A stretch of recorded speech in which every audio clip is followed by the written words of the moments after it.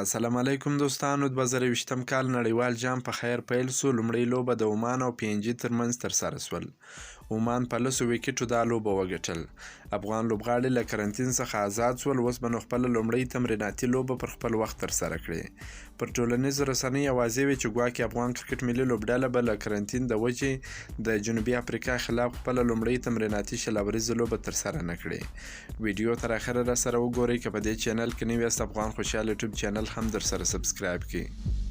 خو تازه د افغان کرکټ بورډ وینز ښاغلي فرید هوتک پر خپله رسمي فیسبوک پاڼه خبر ورکړی دی چې افغان لوبډله به د جنوبي افریقا خلاف تمریناتي لوبه ترسره کړي.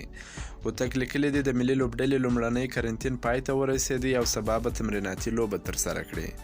نوموړي دا څرګنده نه کړه چې یا د لوبه به پر تلویزیون په ژوندۍ بڼه نشر سي یا نه، خو د معلوماتو له مخې د افغانستان تمریناتي لوبې به پر تلویزیون لایف نشر نسي.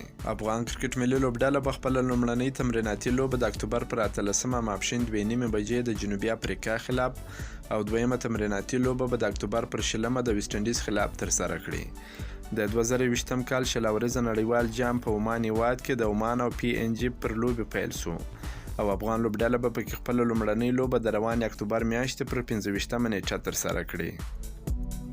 د شلوريزه نړیوال جام لومړۍ رسمي لوبه د عمان او پی ان جي ترمنځ ترسره سوه چې پکې کوربه عمان په 10 ویکټو پی ان جي ته ماتې ورکړه.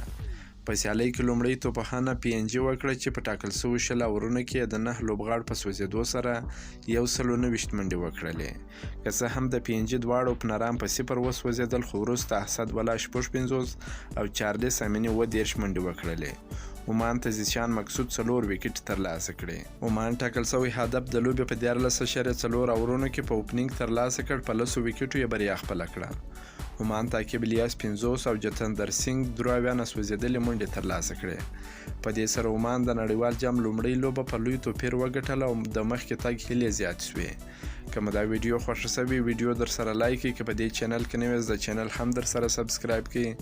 د نور تازه معلوماتو لپاره هم زموږ سره اوسئ. تر بلې ویډیو پر د الله په امان.